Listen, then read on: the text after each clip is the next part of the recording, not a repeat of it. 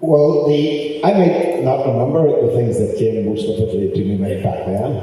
So I put that out as a warning. So on behalf of all the people can dissent from my warning if they like. But I mean, we all see things differently. We all look back on the things that we were involved in 50 years ago through the prism of our own context now and our own experience. And if it's the case that no two people agree with each other sort of on every detail of it, it's not because they're lying, it's because they genuinely have different memories of it. My most vivid memory was arriving to find this march coming down the street. I whipped out my pocket camera, took some pictures of the front of the march, and then McCann said to me, "Get in the front, Erskine, that's the place for you." Now, he knew what was going to happen to the front row, so there you are. That's friends for you. Anyway, I rarely ever took anyone's advice, so I went into the third row, and there I met Paddy Devlin, whose daughter is here, and I said to Paddy, "What's going to happen here?" And he said, "We're going to push those nationalists into the police." Right, that sounds, which nationalists had they in mind? Anyway, I could see that Austin Curry was there, and to me, he was fair game for getting pushed into the police. But, anyway, whatever way it happened, I ended up under a policeman's arm, and he was saying, "Stop wriggling." When Jerry Fitt came through with a trickle of blood at the time coming down his forehead, and he says, "They've done it now," Erskine, "They've done it now." He was very excited. I know Bernadette has said he actually dived in a swallow dive to get under the baton to get that. That was the kind of thing Bernadette would say about Jerry anyway. Off he went, but before he went, I said, "Can you not do anything about this, Jerry?" Because he was an MP and I was nobody, you know. Anyway, off he went, and with this special branchman, clearly he had a McGee Thorncliffe tweed suit on it. I'm sure I could pick it off the reel if it was here today. He pulled what was really a small club out of his back pocket, not a baton. And my policeman said, "He's my man, don't you touch him, and that cameraman's catching him on camera." And that was Gay Byrne. So he disappeared very, very quickly, and I can see him on the films today disappearing because of the cameraman there. Every time I met Gay Byrne in Belfast after that, he would say to me, "I saved your bacon that day, Holmes." Anyway, I won't go on because it'll come out later. I ended up in a tender along with Phil Heatley.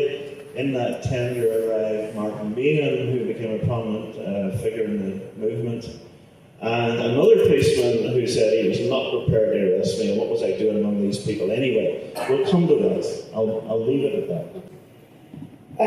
Look, it was a time of great hope and really emotional at times as well, because we were a subdued people, had become a risen people, and we were never going to be subject to the status of second-class citizens ever again.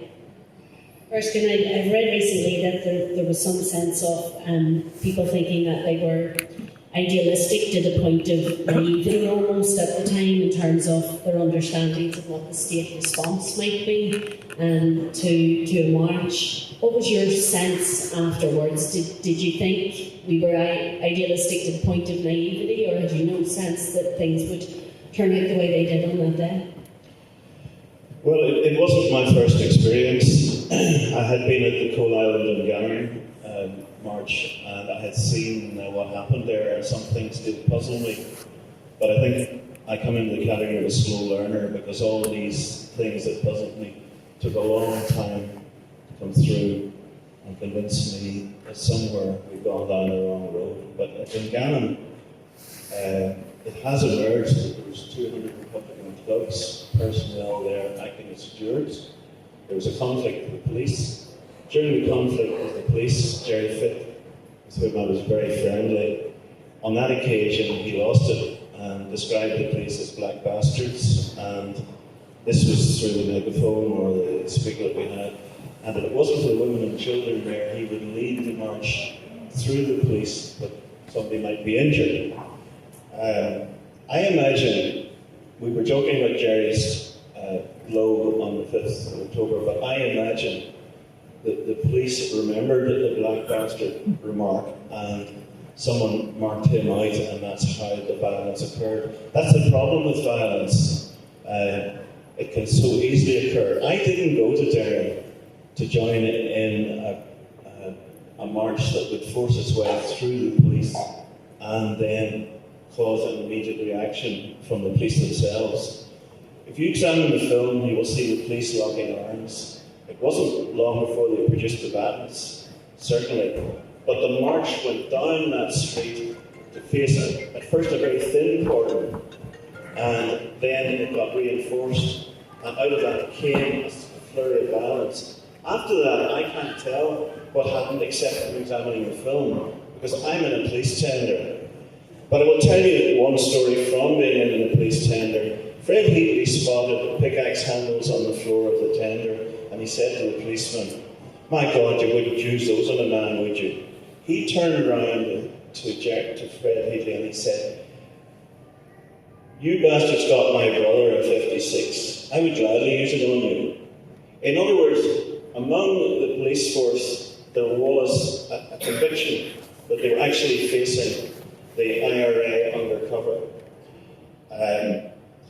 Were the IRA there? Of course they were there. Martin Lee was in the IRA. Liam McMillan was in the IRA. Liam McMillan was head of Belfast. Liam McMillan later said, our strategy was to push the nationalists into the police cordon and get them busted heads. That's fact. So when I ended up in a police cell, I have to tell you, I've only been in a police cell once. I've never been arrested again. I've no convictions for anything. But once that door bangs on you inside a police cell, you realise that you're in a different position to where you've ever been in your life. I was a school teacher, recently married, and making a life for myself. But I couldn't see anything beyond that police cell when I was in there. I was well treated, and I can tell more about that, but I won't go into it. And everybody there was well treated. But when I come out again, after I was released, I found people scolding the police. That puzzled me. Why was this happening? Is this the riots of Paris or Berlin that were among? But in Northern Ireland, if somebody's stoning the police, it's not the riot in Berlin, or it's not the riot in Paris. It's something entirely different. It is ultimately that primal feeling that the police represent the state and that they want to live in a different state, and that's the way things worked out in the end. The civil rights movement, it borrowed all the terms and the language and the emotions of the American civil rights movement, but it didn't win for civil disobedience. So the march on that particular day was anything but civil disobedience. Well, the time that I was talking about is before, I think, the People's Democracy became totally politicized and no longer basically concerned with civil rights issues. By April of 1969, Michael Farrell was writing in terms of wanting not reform from Westminster, but a revolution in Ireland. Now that revolution could be interpreted as a revolution of ideas or a revolution of action. But the People's Democracy became a political party, became a political movement. And maybe other students saw it as just being part of the Irish question and nothing whatsoever to do with internationalism. But there were people from different backgrounds with different perspectives and possibly different expectations of the civil rights movement. But it was purely a movement set out to reform and democratise the state of Northern Ireland. It wasn't a socialist organisation, it wasn't a Catholic organisation, or people of all walks of life. But it was hoped that the lessons that we would learn, now this is from my party, that we would learn in the campaign for civil rights could be extended then into our political campaign for socialism in Ireland. And if I could just bring back what Erskine had said earlier on, where they saw Republican club's members stewarding the march. Did they have guns with them? Was he implying that there's something wrong with the Republican club stewarding it? Because back in the early 60s, the Republican movement had taken the decision to hang up its guns and to concentrate on civil rights issues. Civil Rights Association was central to the Republican movement. And I don't understand why he said, weren't the IRA there? The IRA was there, but the IRA was not there as a military organization. It had decided to leave aside its guns. I don't like it being dragged up time after time after time. Well, on Thursday night I listened to John Taylor, who was shot by Republicans. 11 bullets he took, 6 of them in his face and jaw, one right across his heart. His jaw had to be reconstructed with a piece of bone from his thigh. The speed with which the Republican movement moved into the armed struggle out of the civil rights movement, I think there's no historian who would contest it. But not everyone accepted. Not everyone believed in the new direction of the Republican movement. Not everyone accepted it. I think it's safe to say that we'll not be here for the 100th anniversary, the 5 of us. Well, you know, unless there are big developments in science. So if you had one sentence, one thing that you wanted to say that could be repeated at the 100th anniversary about this 50th celebratory and anniversary and commemoration event, and about the 5th of October in Duke Street, what would you say? I think we could just re-examine the allegations that were made by the civil rights movement at the time, correct any nuances that were clearly wrong. To me, one man, one vote was the biggest lie in history, because it was interpreted that the Roman Catholic community didn't have the same franchise as the Protestant community, and that's been widely interpreted that way. And in England, people would still tell you that the Protestants had the votes and the Catholics didn't. So recently, Sean O'Hagan, I think it was, said that the only people that had votes in local government were the owner-occupiers, and they were mostly Protestant and well-off.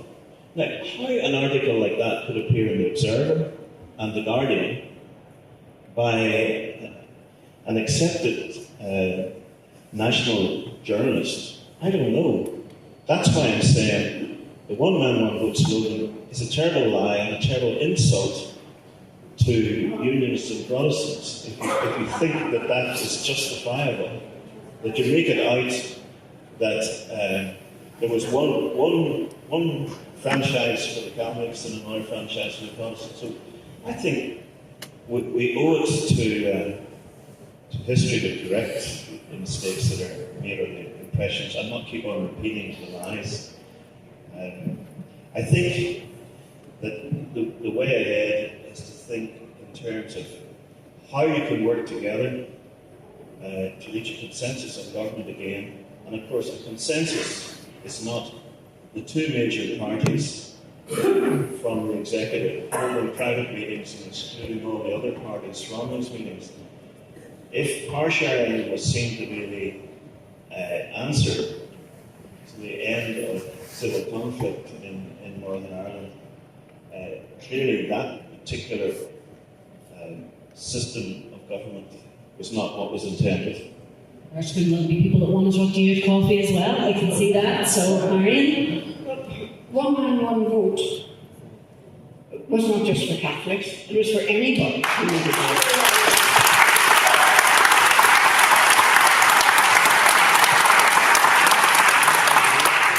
My club was non-denominational. Well, I hope 50 years that I'm not as old or as decrepit as I am today. I hope the world's at peace, that people get on together, and I hope, of course, that's the socialist world.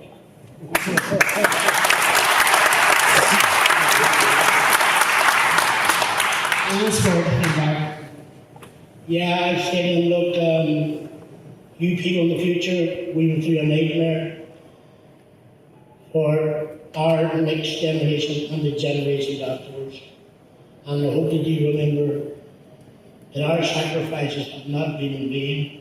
We may not have overcome, but by the time we celebrate the 100th anniversary, let us say you have overcome famine, war, discrimination, and all the things, all the horrible things in the world, and that humanity has reached a much more enlightened time where there will be peace, there will be prosperity, and there will be hope for all of humanity, Protestant, Catholic, dissenter, black, white, straight, gay, no matter what way you're inclined. Okay? Thank you.